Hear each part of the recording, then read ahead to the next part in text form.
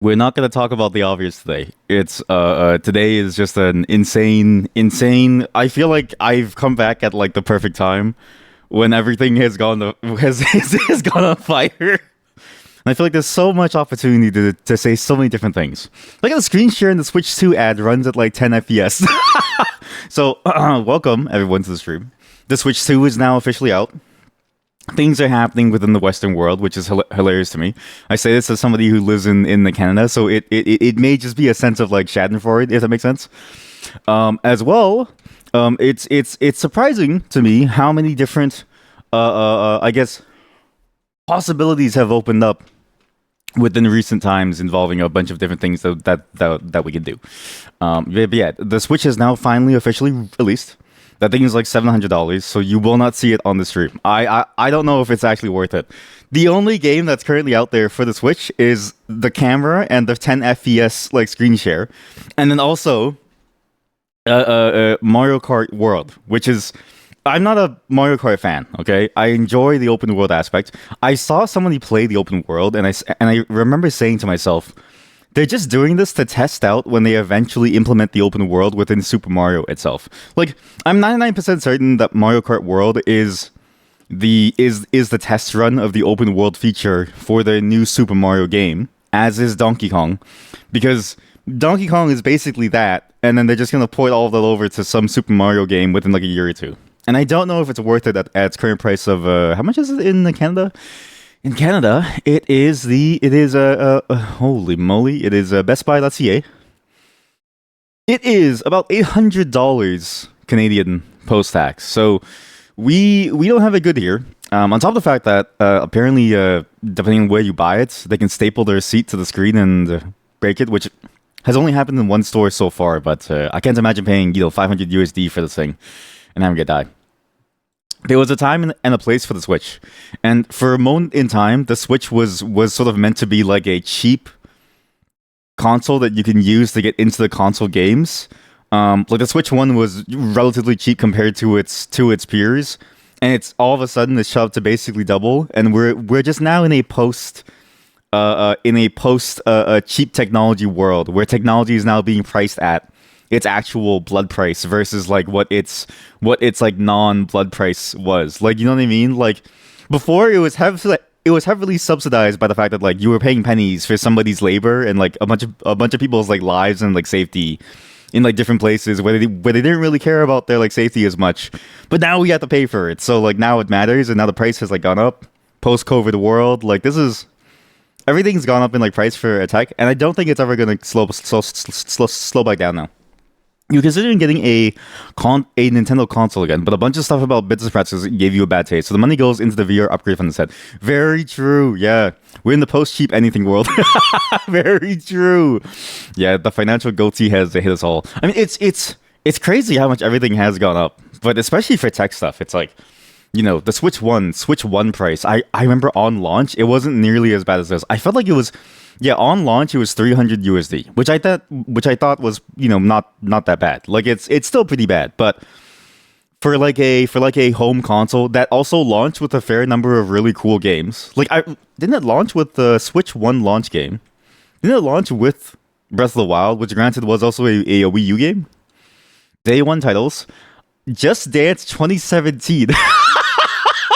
Is that real? Wait, is that real? It launched with Just Dance 2017. Okay, well, confirmed launch window titles. The Binding of Isaac, as always, that game is on every single platform.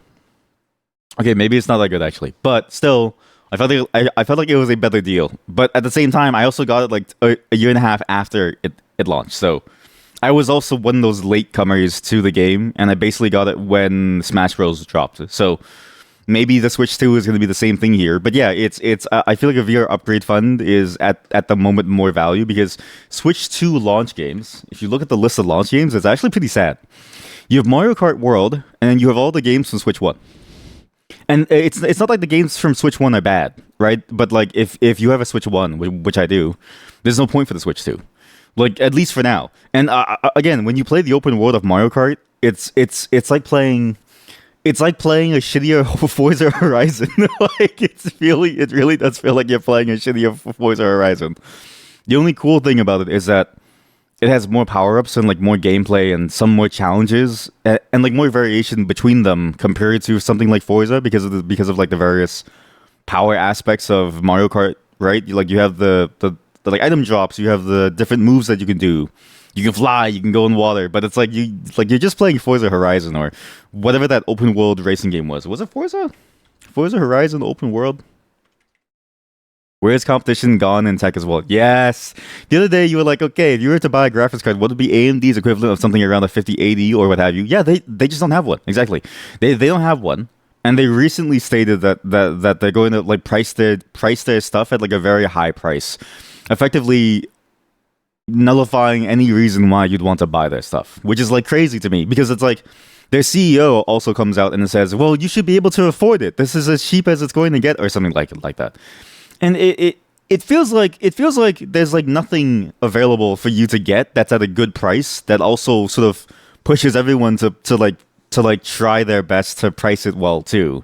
Yeah, it's either you buy Nvidia or like old gen AMD. Otherwise, you're paying like a 2,500 premium for a graphics card that can just run ray tracing better. It's we live in a very strange time for just most tech in general. Yeah, especially for that competition thing. I have a theory that it's probably just too expensive now to compete. Like this, we probably will never have another competitor within the space ever again because the amount of money that it takes to make something like a graphics card has now gotten like way too high. Like imagine how much money that you need to convince these fabricators to like work with you compared to somebody else or like to work with you in tandem with someone else just to be able to like start producing something, let alone that you need somebody to actually like design the thing and actually make it go from like an idea of a graphics card into a real graphics card, right? All that knowledge, as far as I know, is all consolidated within NVIDIA and AMD. And it's like, apparently like people will just shuffle between them and Apple like very often. So I think we're just going to have to deal with these $2,000 prices for a long time. Again, it's sad because it's like, but at the same time, it's not bad because it's like what do you really use it for, right? At least there isn't something that requires that the $2,000 graphics card to be able to play something, which is good. Because I don't know if I would ever want to pay that price, and that's again that's my hesitation with the Switch 2. How many games would the Switch 2 need to have in order to make it worth it, right? Of the Switch 2 games that are coming, I only care about Metroid Prime 4, and that's a Switch 1 game. I don't like the mouse mode is cool, and like the higher quality and the higher performance on Switch 2 is cool, but I don't care enough to really spend $700 for it. So it's pretty worth it to just stick on the Switch 1. Gamers Nexus had an interesting video where they review a graphics card from a genuinely different GPU maker from China, and the thing was objectively terrible. The point was not to shit on them, but to show how legitimately hard it is to engine it. Stuff. Exactly, yeah. Like it's just too much.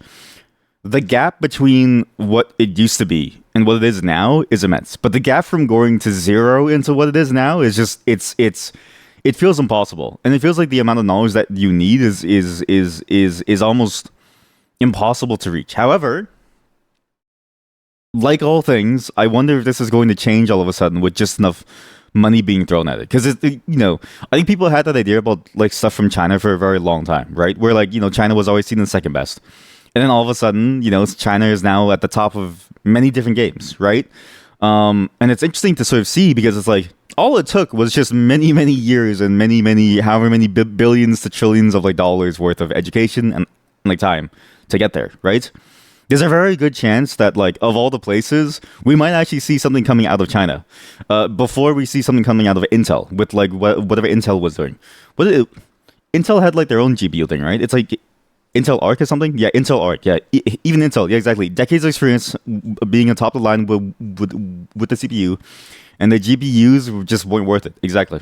Like I don't even think that they would even want to invest that much. Whereas like, I feel like in China, if they're like, this is the one thing about like Chinese product development is that they usually go all in and they go at it for like years, and then eventually it pans out. But it's gonna take years. But I feel like China is going to be the place where we're going to see a really cool GPU appear that isn't one of the top two plus Intel. Insider trading, Pog. Yeah, today is an insider trading day. So Sorry, I got sidetracked with the Switch 2 and stuff, but it's important to like note that like the Switch 2 will not be showing up on the stream because even Metroid Prime 4 is going to be a Switch 1 game, and that's all I care about. Today we have a lot of things to talk about. I've been gone for a while, so a couple of events have happened. We're ignoring the fight that's going on Twitter right now because that's not like it's funny, but it's also like I don't want to deal with that. We're going to be doing some other things today. First, we're going to be doing some insider trading. So, Investopedia has a fake simulated stock market, and I've been wanting to do this for a while because I've wanted to basically see if all of you can put your money where your mouth is. Because a lot of you have this idea that you're all a lot smarter than, and you really think that you are, and you're always telling me that I should do this and do that. Well, guess what? I'm giving you the ability to make the financial decisions on my fake stock market trading account, and we're all going to make bad decisions together. And it has multiplayer. So you can also make your own account and we can compare positions. We can compare the size of our number on the leaderboard. Later at about 1:30 p.m. my time. So in about like 2.5 hours, we're going to be playing some Guilty as Sock with Noggy, Athel, and Heb, which is a game where you have to... I don't even know what to expect from it. I just know that you have to do something in the court of law, and I'm excited about what it is.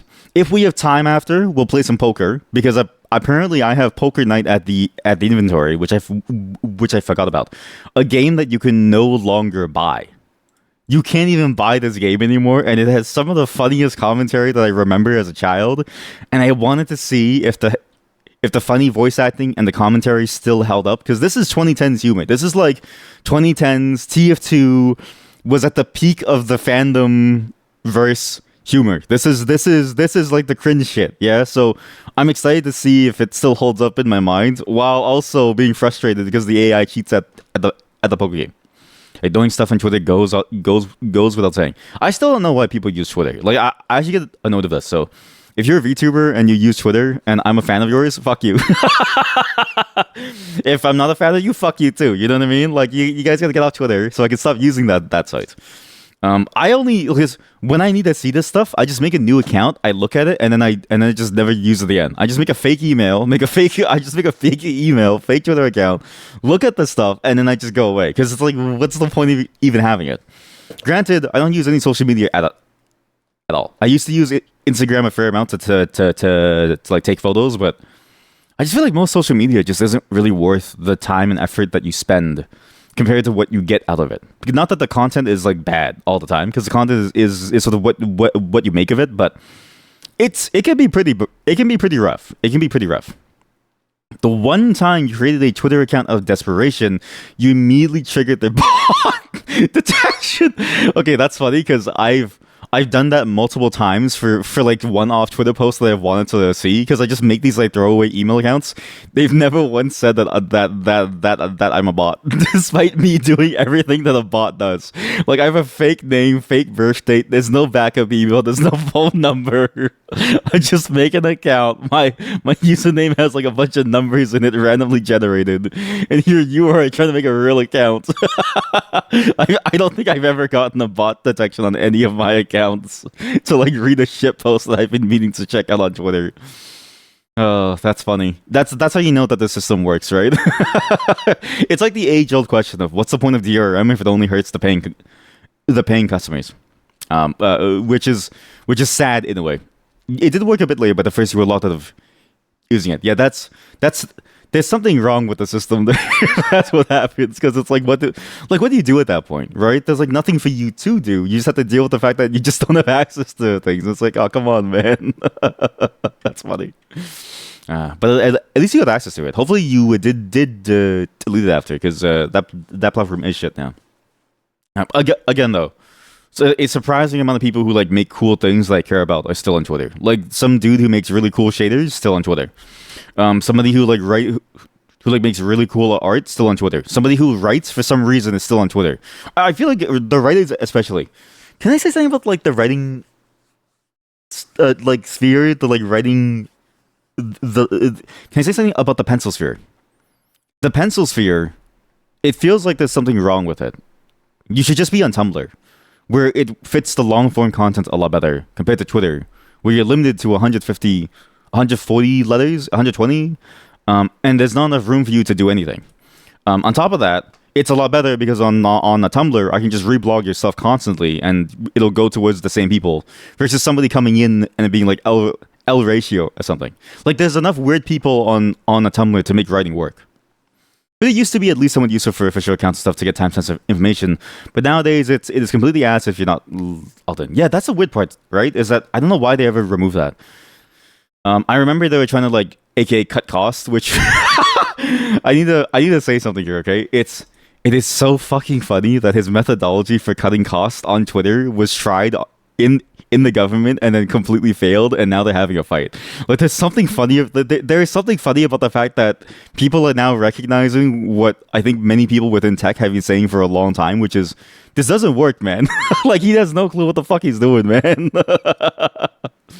But yeah, when they removed that, I was surprised because yeah, and still today, a lot of governments still use Twitter as the primary dissemination method of notices, which is weird because it's like you would think they would move to something else that's more open now, just to be able to like immediately get on top of things. But also, why did they ever use Twitter in the first place? How come nobody ever bothered to make their own thing? It's because it's too hard.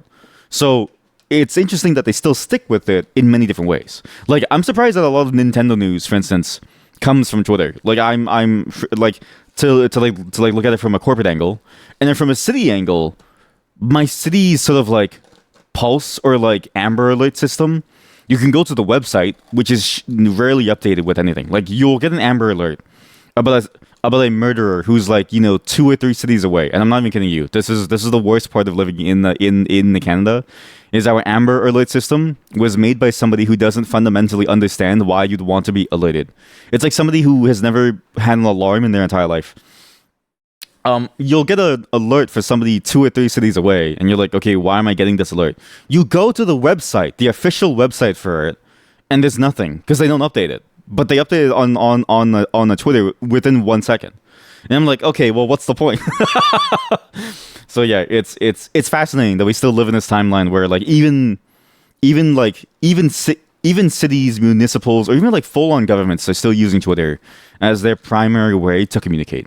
Right? I still think it should have been something like Gaia Online or like Tumblr or like Second Life. It'd be so fucking funny if they used Second Life or something and they called for like a council meeting to like let everyone know that like something's happening, and they're like, okay, everyone, log into Second Life right now. Stay inside the room, and the Prime Minister will be speaking with you shortly.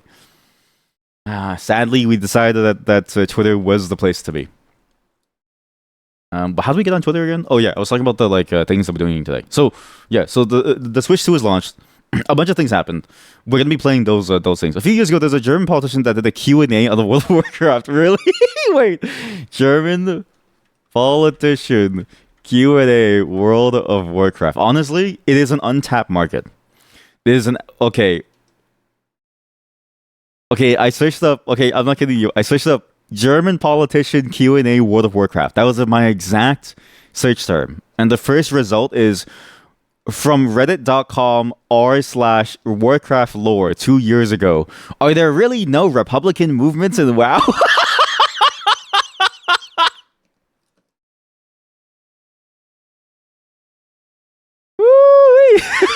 That's pretty funny. Oh, that's pretty good. That's pretty good, man. Okay, well, I mean, I don't know what happened after that like Q&A, but I don't know if it was really effective or not. I can't really tell. Supposedly to reach the young audience, which is ironic because exactly, yeah, it's what the boomers play, right? The classic is like what the boomers play. What they should have done. And I still think that they should do this. They should host like League of Legends matches with like various politicians, or even like what's another like game that's like new? Oh, they should host a Fortnite lobby with a politician, right? Or like Among Us or something. Like the Among Us with AOC was a genius move because of the demographic of the game. Like it was the most accessible game across all different age groups, and so you were able to target the most people. Whereas like yeah, WoW is like it's just a bunch of married dudes. You know what I mean? Like it's not even the same. However, I will say this, okay?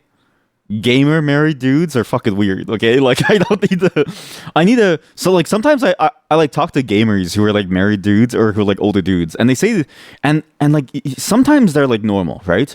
But then the mask slips, and then they say the most out of pocket shit I've ever heard in my entire life. And I go, why did you say that?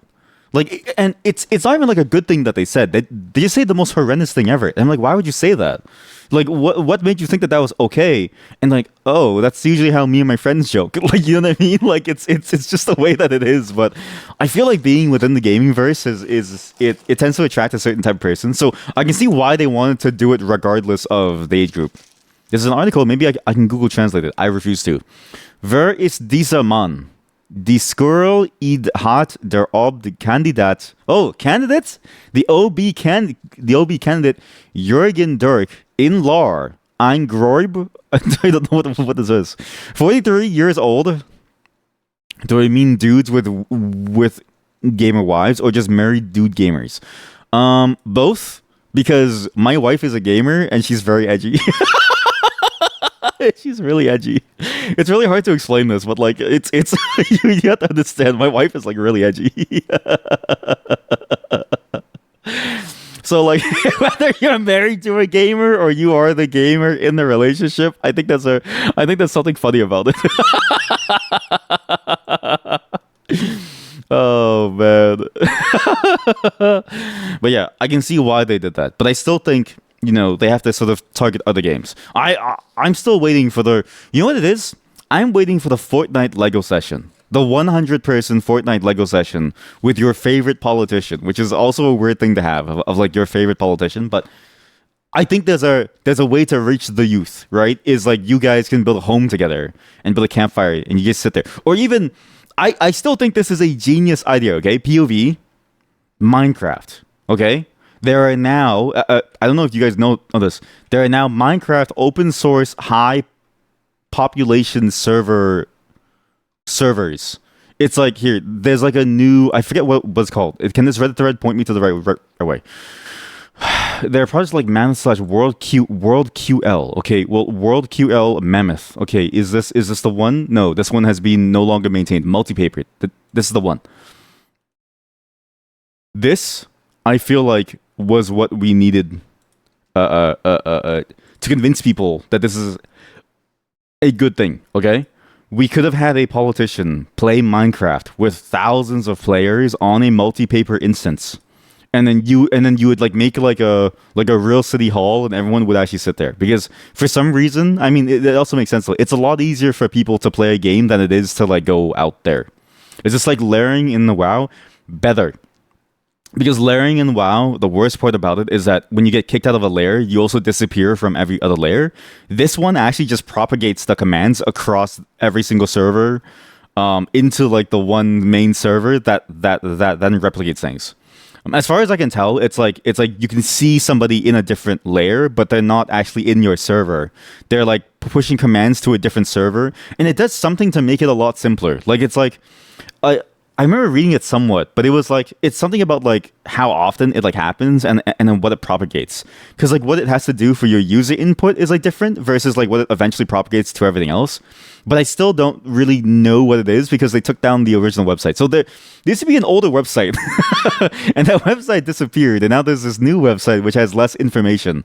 But I also didn't get to read this one yet. But their older website had like a full paper or something, and I was like, oh, this is actually kind of cool. Whereas this one, I just looked at it and I was like, I don't know what this is anymore.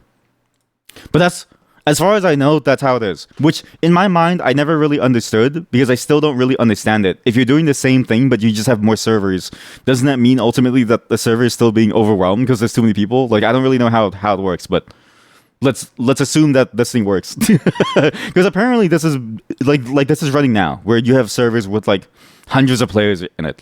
Apparently, like all the major servers are using this now to get a bunch of people to like play.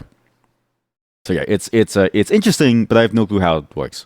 Is a 250 player limit hard coded? That's a good question, actually. I have no clue. Or maybe is it like a? Oh wait, no, yeah. Look, it can scale. Multipaper is for you. It's the hardware is limit. You can go as high as you want. So yeah, you can just go as high as you want. The 250 is just what it starts with, but you can go as high as you want just based on whatever your hardware is. But normal Minecraft doesn't run well. Normal Minecraft, at least on my shitty old home server, trying to run a server for my friends, it it dies after like 5 people. Oh, in vanilla Minecraft, probably. Yeah, I would assume it's hard coded because like that game is it's really shit to run in multiplayer, and I don't know why, but like it just doesn't run well. Like I remember trying to make a server for my friends, and my server's old, right? But my server can also handle like running like a fairly basic website, and you get like 5 to 10 people, and it dies. And I'm like, what is going on? It just starts to chug along. Maybe this is just a smart way of bypassing the limit, assuming you will be able to run it. Maybe, but then they also talk about like multi-threading and the stuff, and I don't know what that means in terms of this game. Like, did like does Minecraft not have that by default? Like what? Like I guess the thing that I'm missing is what is so different about this compared to normal Minecraft that makes it work. But I remember posting the old website at some point on the Discord, but I forgot where. So now it's like gone to the ether, and that old website had way more information, so I have no clue. But yeah, I like it's still confusing to me about like how different this is compared to the original server. Somehow like 10 years ago it was fine, but with new versions you feel like it became worse. Yeah, there's just too much stuff going on now, I think, within Minecraft, like the actual game itself, that like the whole, I don't think the game, whatever it's like doing for, you know, the server side, I don't think it can keep up with all the changes. And I don't think maybe the decision that they had has not necessarily aged well in the terms of like what they can possibly squeeze out of it. But at the same time, maybe we don't know, right? Because it's like the generic advice to run your server is still the same as always. Just start it and then go. But anybody who runs a server, it's like to get a server running is one thing. To get a server running well, that's like a long series of like different things that you have to tune, right? And so it's like maybe there's something that we're missing that somebody who's been running servers longer already knows about, that is more institutional knowledge versus like public knowledge. And so it's like you just have to be in the know to know. Because like how many of you knew about this?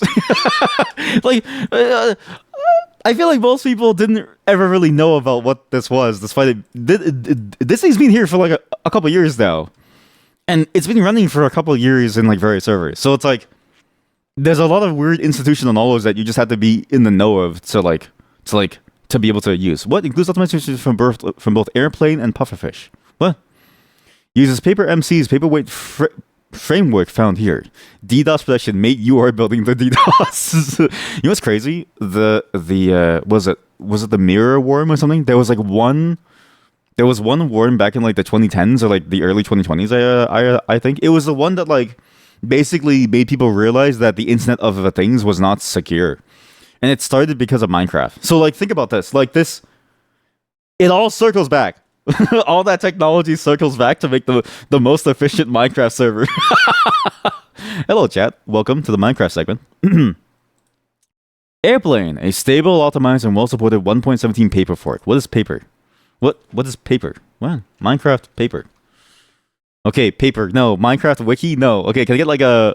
Is Minecraft ecosystem? Modern software built a platform. Modern software. What does that even mean? Paper MC expands. Oh shit, there's a jar. There's a Java. Most widely used performance and stable software. Paper is a Minecraft game server based on Spigot. What the fuck is a Spigot? Minecraft Spigot. Okay, there's a whole different website for this, and it's verifying who I am. Hi all. Oh god, what is this? Mojang recently released the forks just keep. Yeah, this is. Yeah, it's exactly that. Like you go on GitHub and you see like a fork of like a repo, and then you keep on going down the fork thing, and it just goes further and further and further, and it says this is fork from, this is fork from, and you get to the source, and the source hasn't been touched since like 1997, and it's licensed under BSD or something. Paper is like Forge, but better. Okay, what is Forge? No way, it's Fabric. Okay, what? Okay, now you're just throwing buzzwords at me. You're throwing buzzwords at me. Is it this Forge? Is it this Forge? Downloads for Minecraft Forge? Why is there only a downloads list? This feels incredibly sketch. Files.minecraft docs. This is the Minecraft modding API. Forget what you said. Okay, well, Airplane is based off of Paper, which is based off of Spigot, which is based off of Forge, which is based off of something, okay? Minecraft is streamer? Not today, but maybe someday. There's actually a lot of really cool things within Minecraft that we can do. But yeah, like all of this is just institutional stuff that is there that if you didn't know about, you wouldn't know about. Forge is the old way to run mods. Fabric is the new way. So okay, wait. So paper is based off of fabric, which is based off of no paper. No airplane. Paper is based off of Spigot, which is based off of fabric, which is a mod framework like Forge. So then what is Spigot? You still use Forge. OTAG Schizo. The OTAG. Oh, thank God. Someone's using your OTAGs. Somebody's using all of your OTAGs. Your OTAG usage is going up, chat. Oh, that's pretty good. You don't know what paper is. Nobody knows what paper is. We're all finding out now. Airplane is based off of paper, which is based off of Spigot, which is using fabric, which is not the same as Forge. But then what is Spigot and then what is fabric? But airplane is a stable optimized fork of paper. I don't know what that means. 30% faster hoppers over both Twinity and paper. Improved entity performance from a reduction in ticking entity behavior based on how far away they are from the player. Don't use Forge, it runs so much worse. You can't tell them what to do. Honestly, I've been in that spot too, where it's like some mods that you want to play are only available within Forge and not in the newer ones, and so it's hard for you to like switch over because there's nothing else really. Built-in profile, faster crafting. What do you mean faster crafting? What? Reduction in uselessly loaded chunks, faster entity ticking, faster block ticking, faster bat spawning, and bat spawning. Who cares about bats? Why is that like a key feature? Is that the bats spawn faster? But exactly, Sky Factory. You can get like double FPS with Fabric. But that's how you know that you've never played Sky Factory. Because if you played Sky Factory, the FPS doesn't matter. It's about what you can do in Sky Factory, right? What is Pufferfish? A highly optimized paperwork designed for large servers requiring both maximum performance, stability, and enterprise features. What do you mean by enterprise features? What does that mean? What is this .host domain? .host domain. I'm old. We're all old. We're all trying to figure this out now. Enterprise Minecraft. Okay, when you say it like that, it sounds funny. It actually sounds funny. Oh man.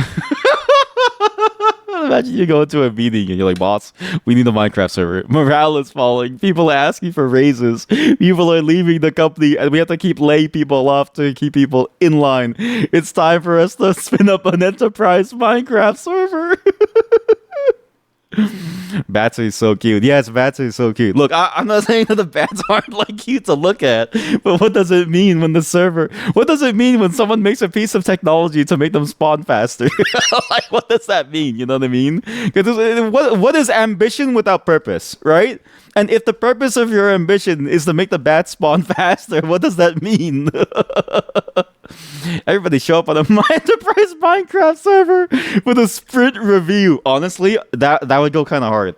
I would love to see somebody make like a redstone contraption to go through like a meeting. In fact, what they should do, okay, this would be genius, right?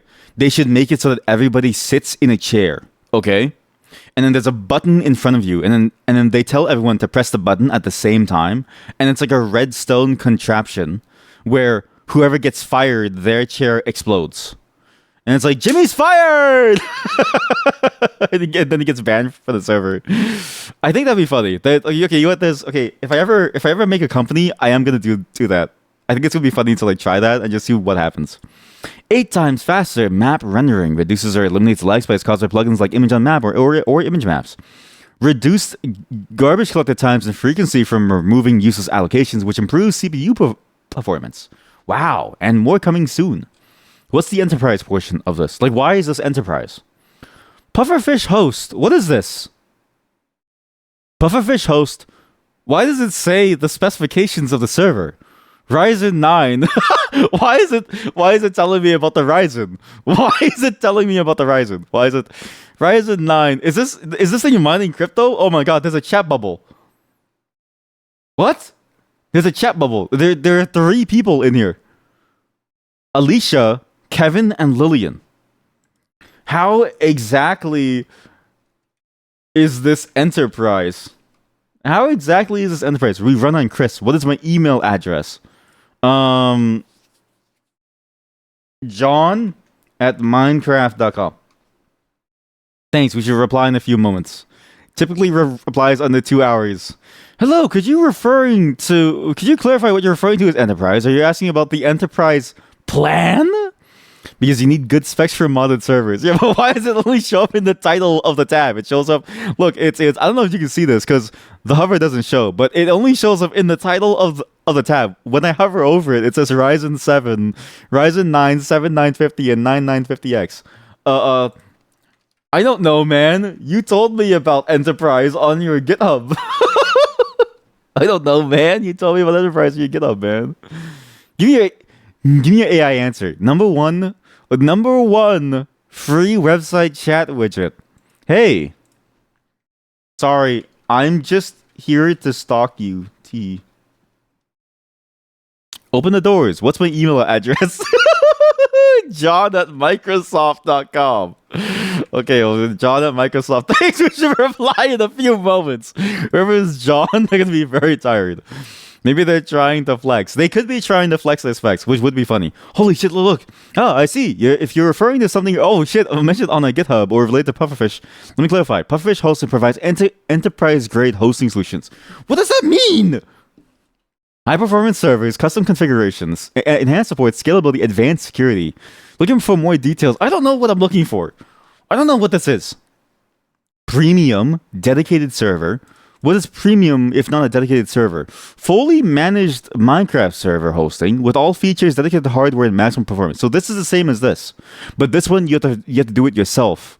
But if you're doing this, you might as well go to like I don't know, like Hetzner or something. I feel like if you're doing this, you just go towards Hetzner. 128 gigabytes, 64 gigabytes, 32 gigabytes, 112 a month. First month only with code 20 off. Pufferfish Plus access. What is Pufferfish Plus? Contact us. Minecraft is copyright Pufferfish Studios LLC. Why do they keep saying 7950 and 9950? Why do they keep telling me about 7950s? This is just DigitalOcean with a Minecraft skin. Yeah, exactly. This is just DigitalOcean with a Minecraft skin. I actually still don't like. I get the point of it though, because it's like, do you want to go through the pain of running everything yourself? Probably not, right? Ideally, you would pay somebody else to like host it for you and make sure that it still runs fine and that it's still like stable and stuff, right? But is it worth the 100% premium to do so? I don't think so. And it's only running on a 7950. I don't know what this means. Instant installation speed. Instant. This is a lie. If you've ever installed Linux, it takes at least a couple seconds. Linux. What is Phoenix? Pterodactyl panel. Phoenix. What? Phoenix is the original live utility Linux distribution. Wow. Okay, what about Memtest? You can install Memtest. Is Memtest an operating system? Is that really true? I don't know if that's true. Is it not a tool? It's a tool. No? Why is it an operating system? Developed by Chris Brady. Who's Chris Brady? Well, I guess it's an operating system if it boots into it, right? Then technically it is technically like an operating system. But like, do we really call everything an operating system? Yeah, like, because like, is an operating system that we boot into it, or that it does things that are useful? What? Because like, I can make something that like boots right into it too. You know what I mean? Like most PCs, if you set up your BIOS in a way that it loads from USB first, I can do that too. It just won't do anything, but it's shit. But is that an operating system? Like, I feel like there has to be more to like what you want than just that. Clonezilla is a partition and disk imaging. Like, this is an operating system? I guess, to be fair, it does do something useful. One tests your memory and the other tests your like disk and lets you clone things. I feel like you would only call something an operating system that gives you a user space to run applications on top of it. But then, what wasn't it that like operating systems didn't have that? And so it's like, what do you call the older operating systems? Were they all just not operating systems? Like, that's what I feel like we've just hit on the largest philosophical question of our times. I'm going to make something like Temple OS. I'm going to spend the next 50 years of my life making Temple OS. But like my own version, and with less racism. A lot less racism. How did we even get here? We had to leave. We had to leave. Look, we're doing some fun things today. We need to get right into the Investopedia stock market simulator, okay? Because we only have about like I think 2 hours before we go into the court. Yeah, I'm going to jail today, presumably. I don't know. It depends on who I am. Am I the defendant? Am I the jury? Am I the lawyer? Or am I the like judge? I don't know. So, but chances are I'm going to be the one in jail regardless of my role, because I found out that you can go to jail even if you're a lawyer simply by acting in contempt of the court. Guilty. Guilty. Operating system is a social construct. Presumably, yeah. I have some fun things before we get there, though, like the state of play. So for those of you who don't know, the state of play recently happened. I watched it with a friend. They asked me to record my reaction to it, and I recorded it, and then I like looked at them, and I was like, I'm not doing this. So I deleted the recording. So you get my post recording reactions to this. Okay, this was one of the best states of plays in recent times, not because it was very cool or very exciting. It was actually a very boring presentation where they killed the host every like 5 seconds. Like every time that they showed like a new host, it was like a new host and the old host was like that. But because of the shit that came out of it, okay? You have a new Marvel vs. Capcom. I'm still surprised that they even did this because Capcom has now lost their like lunch, right? Capcom is no longer doing Marvel vs. Capcom. Now it's Marvel Tokon Fighting Souls. I don't know why it's Tokon. By Arc System Works, by the Guilty Gear people, that's exciting. Yeah, it's Marvel vs. Capcom minus Capcom, so it's just Marvel. Yeah. You have other smaller games. Pragmata actually looked kind of cool, but honestly, for Capcom to go from like Pragmata to Marvel vs. Capcom, and then to like see that they lost one but had this was kind of sad. But Pragmata did seem cool. You're level 43 in DDO. Okay. I haven't had any time to play, so it's good that you still play it. But I don't think we can play anymore. I'm only level like 12. I'm pretty sure I'm still really low level. The guy who made Suda51 is making another newer game. Romeo is a Dead Man, which actually looked really fun, and also the comedy was very weirdly entertaining. But also, I'm cringe, so I don't really know if that's true or not. Silent Hill F, and I remember saying this about Silent Hill F. It looks like they really wanted to make Devil May Cry because if you look at the gameplay trailer of Silent Hill F, okay, let's just stare at it now. Also, look at this comment. On Coffin of Andy, bro, play Decay Part 1. On it. Silent Hill F gameplay. This game looks exactly like they wanted to make Devil May Cry, but they couldn't get a Devil May Cry license. Because look at what happens when she hits enemies, okay? So it's scary, sure, but look at what happens when she hits something. There's a hit stun. There's like hit stun, there's like combos that you can do with your weapon. There's like timing attacks, there's like dodges, like this is at some point what do you do with the Silent Hill formula? Like, not to say that the Silent Hill 2 remake didn't have this, or was it the 2 remake? Which was the remake that I played? Not that it didn't have this style of gameplay, but like, it also didn't have this style of gameplay. Like it didn't have, the hit stuns and the weird fighting game mechanics. But it did look cool. But I just noted that it just seemed very different. It's also, I think, the first one that isn't set in like a weird Western town. Like so it's kind of cool to see that it's like a new space entirely compared to like, say, just the same old Western town with like a bunch of Western people. Like basically it's Thing and then Thing in Japan. It's what I'm excited about. Was it 7? No, you're thinking of Resident Evil. But Resident Evil also had that same shift. And actually, yeah, it's closer to Resident Evil gameplay than it is to Silent Hill gameplay. But at the same time, I would argue it's because Silent Hill had no gameplay. What is this? Who are you? Why are you talking to me? Stop talking to me. Wild gamer? Get out of here. Give me like the real official... Dude! Where's... My SEO sucks. Where's the real gameplay? But yeah. I thought it was pretty cool, but I just don't know about it yet. I'm still unclear, but it does feel like it should be fine. Why is it F? There's a very good chance that that might fail. The new 007 game, I actually think IO Interactive is the only one that can make a 007 game. And I said this to my friend. I was like, they have had the rise and the fall. They went from Blood Money into Conviction, and Conviction failed, and then they went back to the Blood Money sort of like style. Does moan work with the channel points? No, I'm actually supposed to just moan when you do it, but I refuse to. So don't spend your money. A lot of those channel point ideas are like they were there, and I was thinking about it, but I was like, should I do it? No, it's not worth it. It's not worth my dignity and my pride. Good to know. I'm not refunding you. um, IO Interactive has gone from the peaks, from the highs to the lows, right? Blood Money was good. The Conviction afterwards sucked. They now go back to the Hitman trilogy games, or like the Hitman, the World of Assassination, and now it works again. And then they make a James Bond game that looks like it has better shooting, top tier. Bloodstained sequel. I did not expect this Bloodstained sequel. I did not expect this. This was a surprise announcement, and I'm worried because I'm not sure if it's going to end up going to something like, you know, like a PlayStation exclusive. Like, I'm worried it's going to be a PlayStation exclusive despite it being like a PC game too with the first one. But this game actually looks really fun. I've always said that Castlevania is fun, but the thing that Bloodstained had over Castlevania was that it made the gameplay more exciting, like a fighting game. And it seems like it has two-player co-op. I'm not really sure, or it's like Portrait of Ruin. I'm not really sure.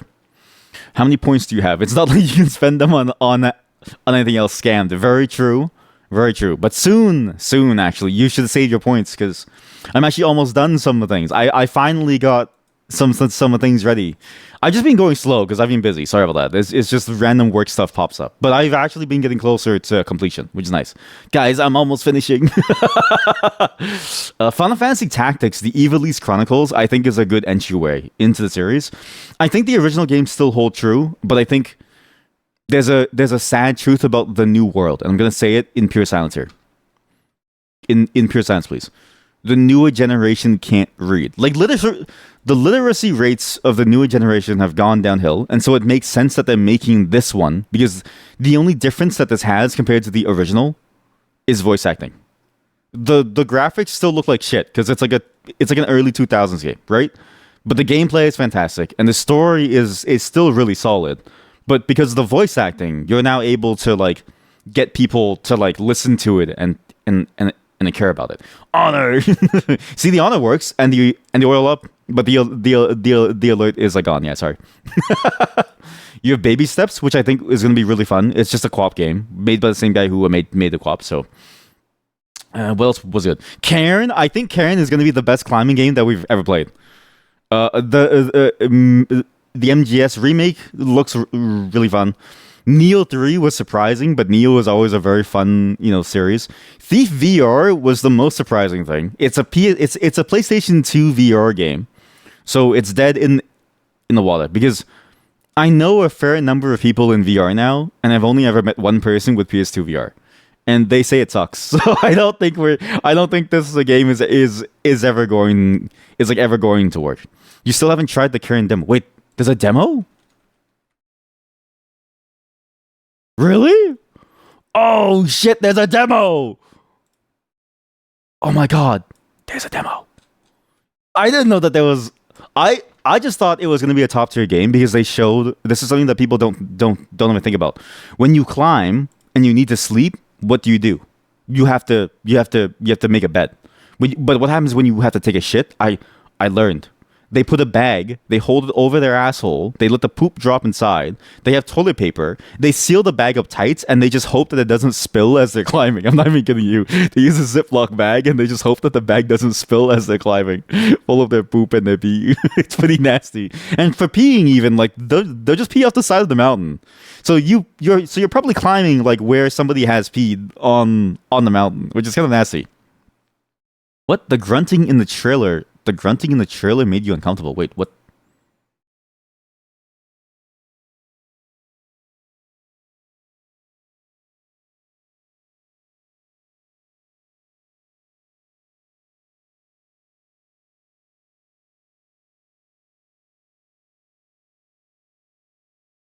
I do feel very uncomfortable. But again, I think that's what climbing feels like. Like climbing has like never felt like a fun game to me, like a fun thing to do. It's always felt genuinely scary to like go through. So if anything, it does capture the feeling well. You thought this is a climbing game that was released on the Games Pass? No, no, yeah, that was the other one. Did you find the like name? It's okay. So you found it. It's this one. Jusant. I don't really know what this one's. This one looked like shit. I'm sorry. This one looked like shit. I'm just saying, a climbing game that is about climbing and like sleeping and then taking poops. That's a top tier climbing game. A climbing game that like focuses on the fact that like you have to like you manage your inventory and like have food and stuff and like try to survive. That's a genius concept. And now that I know that there's a demo, I know what to do tomorrow because I was actually kind of worried about tomorrow. A lot of my plans have been front loaded and like mixed around.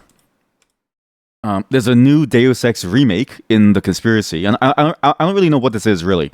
This one was weird in that what they showed was nothing, and they just said that it was just gonna be like a Deus Ex on the PS5, and then I was like, what does that mean? But it's like a remake or something or like a repackaging to let you run it. But I'm like, you can just have that thing running for free on PC now. Other than that, it was actually pretty boring. There was nothing else. All these other games are like cool, but they're not really interesting. This is just Pokemon, but with extra steps. This one looked cool. Golf is kind of fun, but then you have Mortal Kombat Legacy Collection. I'm like, who gives a fuck about that? Sea of Remnants, Tides of Tomorrow. There's a lot of water games. Swords of the Sea. They all look genuinely boring. And then Remedy, for some reason, is making a Control co-op extraction shooter, and I don't know why. I don't know why extraction shooter is the flavor of the month. Well, what else was there? Oh yeah, King of the Hill was slated to come back, and then King of the Hill, apparently the sequel to the King of the Hill, or like the continuation, is being set in a timeline where they went to Saudi Arabia to work with oil, which is hilarious to me. Yeah, like a bunch of things happened. You know, there's been a lot that's been going down. But yeah, that's all that there is to catch up on. Also, happy Pride Month, everyone. It's important to remember why Pride exists, right? Still in this day and age, being gay is tough. Being trans is very, very tough. And people will try to like, push your rights back. It's why we still need, Pride to convince people that people need to like deserve to live. It's actually very sad to think about that we still need this. To those of you going to the parades this year, actually, I don't know if this is true for all of you, but the ones in Toronto at least the very like long-term institutions that have been usually at least surface level donating have now pulled out. So this year's going to be an interesting time for most Pride events across various cities. I also haven't gone in a couple years, but that's because of time constraints. But yeah, it's going to be interesting to sort of see like the like changing scope of what I think corporations are willing to throw their money at now, given the like, changing landscape. So, if anything, this year's Pride is probably even more necessary than ever, just because of like the changing landscape of the world.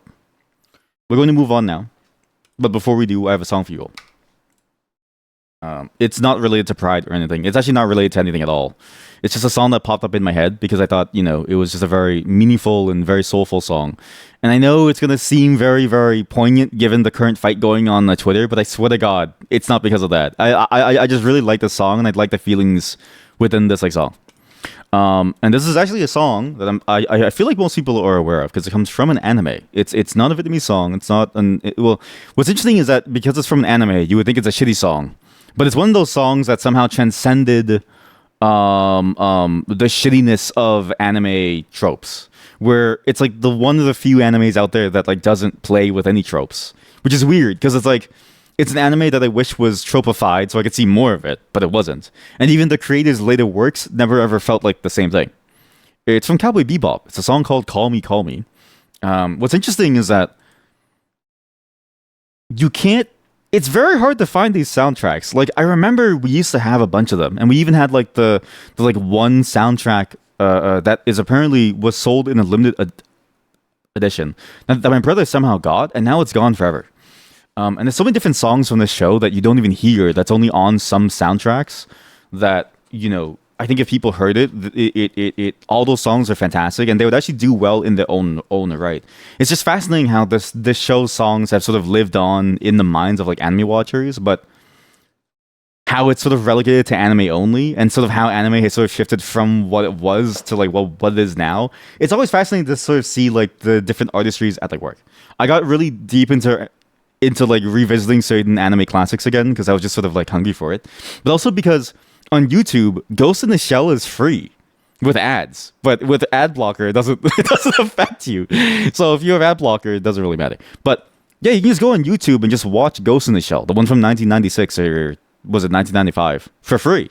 And I was like, oh shit, perfect. That's the one that I haven't really seen, or maybe I have seen it, but like I was like a kid then, so I had no clue. Which also I shouldn't have had me seeing it as a kid, but it was like fuck it, it was cool. But yeah, this song I was just sort of thinking about the entire soundtrack, and I was just thinking about the show as a whole, and I was like, I wish that this show and the things that it showed were tropified at least compared to what we have today. Not to say that this is like the old man raising his fist at the sky and then saying like, you know, you youngins and like my old things were better. But like this show is good, and I you know, I'm like maybe 8 episodes deep in now after starting to rewatch it again, and it has all the same feelings of like, wow, there's like something really magical about this. Not to say that it's like literally magical, but it's just the way that it tells a story. It's like it's very weird. It's very grounded. It's a very weirdly grounded anime with a style that you just don't see anywhere. And I'm not talking about art style. It's just the way that it carries itself. It just feels like just a movie that somebody made that they happen to want to like draw out. Which in many ways, that's what Ghost in the Shell felt like for me too. Where it's like Ghost in the Shell, at least for like at least for Ghost in the Shell was a standalone complex. The like second one, the like second version of it. I remember watching that entire series, and I was like, wait. Is that the series or is that the movies? There's so many Ghost in the Shells. But whatever the TV series was, that wasn't the live action. That was the good anime adaptation. I thought it was a fantastic show because it felt so weirdly human. Whereas like the newer shows, a lot of them can feel very inhuman. And it's weird because it's like of the shows now that I've seen, at least that I've watched, I can only really think of like Dungeon Meshi that makes me feel like, oh yeah, this is a human sort of show. Like it really feels like somebody just made this show because they had these like human feelings and these human ideas and they wanted to like make a human show, versus like, you know, your like 1000 teen rom com where someone's like panty shot is like flashed on like screen, and like, please for the love of God, use the art form for something. But I digress. All art is valuable because all art makes you think in some way. And if art makes you disgusted at it, I think that's also a win because it ultimately helps you understand yourself more.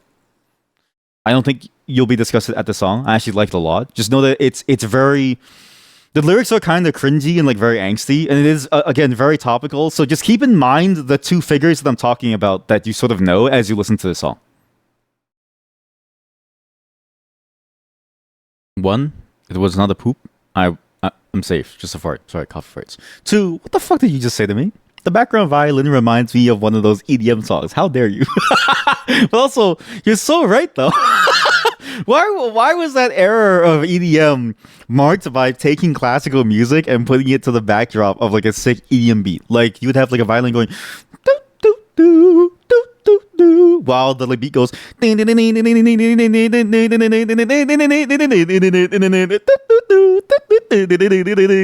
like what the fuck is going on? Oh man, that's actually that's a very very funny way of saying it. I need to tell you something. I need to tell you something that may blow your mind. Before the EDM songs, the violin was always there. It's not the other way around. The EDM songs co-opted the violin sound. The EDM songs co-opted the classical music. Okay, the classical music was like there from the first place. EDM took the samples. All right, it's a very different it's a very different sequence of events. So it's funny. It's like somebody's saying, "Wait, Shrek, isn't that the character from Fortnite?" It's like, what do you mean, man? Or like, actually, you know what's crazy? You know what's crazy? Look at this. I just found this out on the wiki for Cowboy Bebop for the characters. There's an entry where they talk about the fact that these characters are in Fortnite. There's a fucking Cowboy Bebop bundle. It's a Cowboy Bebop bundle. There's a Cowboy Bebop bundle. It is the craziest thing I've ever seen before, that there's a Cowboy Bebop bundle. And I can't believe that this exists, because who made this? Why did they do this? And you know what's crazy? There are two of them. So this is the first bundle, right? Where they look like this. The second bundle that you can buy adds sunglasses. Where is it? Load. Add sunglasses. So you have to pay double the money to get sunglasses. It's so sick. Oh man. Yeah, that song's really good. The whole OST of the show was really good, actually. It's fascinating to think that even now, if you watch a lot of anime and you look at how tropified the show is, even listen to the music and listen to how tropified the songs are. Like, a lot of the music follows musical tropes too, and its musical tropes exist in the sense of like it's like the same stems, or like the same feelings and scores, or I don't know how to say it, but it's like you hear the same type of song in like many different places with the same type of like with the same type of structure and the same type of flow all the time. But especially for newer, or especially for a lot of anime. A lot of anime sounds the same. A lot of anime plays out the same way. A lot of anime sort of carries out the same tropes. And that's not a bad thing, okay? I enjoy tropes a lot. I read a lot of isekai. I know that's crazy to say, despite me saying all of this, but I still find it an enjoyable thing to consume mindlessly. But sometimes it makes me wonder, like, what happened? You know what I mean? How can we stop doing this? But then I need to remind myself that making this is hard. And I remember reading about the creation process of this, which they talk about in like various interviews, of how the composer for the entire show, what she would do is she would bounce off of the ideas that the creator had for the show, and then she would make the song, and then the creator would bounce off of her songs for the show, and they just go back and forth. Like, imagine doing that consistently. I would feel almost annoyed having to do that, because then it's like your thing will never finish. But I think it's that. It's whatever quality that sort of makes somebody want to play around with the creation process. It's that level of quality. It's that level of creativity that like makes something so special that you can never really recreate. But I really wish that it was there, because I watched Space Dandy, which was like the show that the director made afterwards, and I was like, it's cool, but it's not nearly as good. I don't know why. Something about that show, I was just like, it's not nearly as good as Cowboy Bebop, and it wasn't even nostalgia, because I still watch Cowboy Bebop and I go, I really enjoy what it was trying to do, right? Which is like a very weirdly disjointed story about some dude in like a gang, and it's I don't want to say too much because it spoils, but like it really boils down to that as a gist, but that only becomes clear halfway through when they actually decide to go with that storyline, right? And it's like, you just don't get that anymore, and I don't really know why, but like maybe it was just a fluke of luck that we got something like that, because it's the one show that I would want to rewatch, despite me having watched the other great classics, right? Like, I don't have a craving all the time to watch Ghost in the Shell. I have a craving to watch Ghost in the Shell when I read something, or I ponder on something, or I think about my life and I go, what's going on with my life? I'm not even kidding you. It's like, it's the go-to show that I want to watch when I'm feeling sad, because I'm like, fuck it, my life sucks. Time to look at society rotten to its core. But like, yeah, it's just weird. Like, I don't ever want to watch anything but this, which is strange. Maybe it is a formative thing. I'm not really sure. You read so much isekai. Yeah, it's because the thing is, right? The slop isn't bad. Sometimes the slop is fun, but I'm just reminded of like what the potential of the form could be, what the potential of this art form could be. That we could have these like beautiful, unrealistic worlds just slowly appear out of nowhere. Like it's like seeing the potential that Cyberpunk had, and then seeing other games that like don't really do the lore and the world building nearly as well, and going, what happened? Like, you wish it was there for these games, but we can't have that, and only Cyberpunk has it. But Cyberpunk is also like a shitty, buggy mess, or it was for like a very long time. It can be a great laugh. I do agree. Like, there's like a time and place for certain things, but it still does make me wonder why there's so much like tropified stuff out there, and why we can't always have something to this scale, with this imagination, with this like with this surrealism, with this sort of fantastical element to it, that doesn't just, tropify itself, but actually like uses the freedom of the creative medium to expand itself endlessly. There's something that, like, I always wonder about that, and it's always something that I crave whenever I play or I watch or I do something. Anyways, hopefully you enjoyed that song. Sorry, but yeah, the song, I chose that before I learned about the spat going on right now. So if in your mind, if you were listening to it and you imagine both of them like crying on their phones, posting on like Twitter, it's way funnier if you do so and you listen to the lyrics of the song and you just imagine them thinking about each other. Oh man, but that was more coincidence. I chose that song like multiple days ago before things happened. So yeah, it wasn't intended. We're going to do some insider trading now.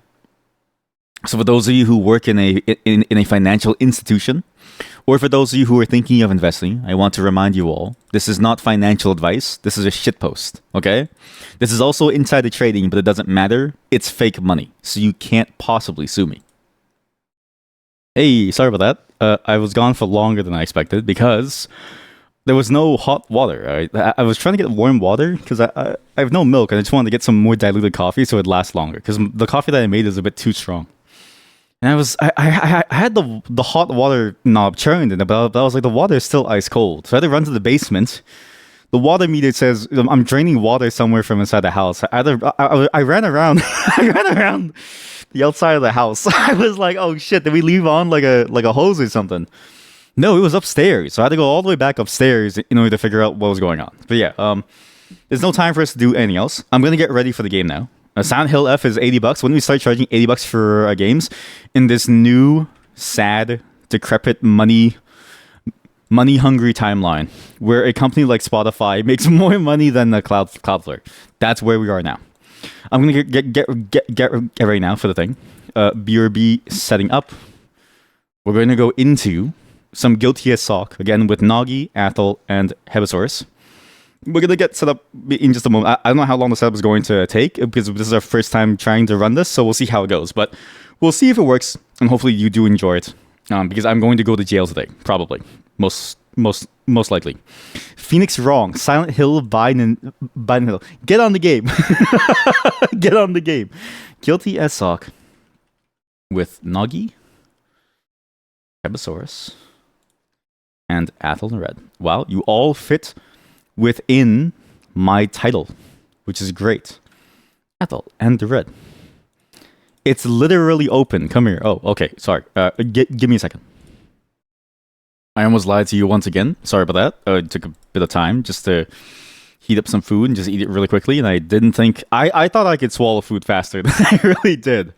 But the pizza is finally down.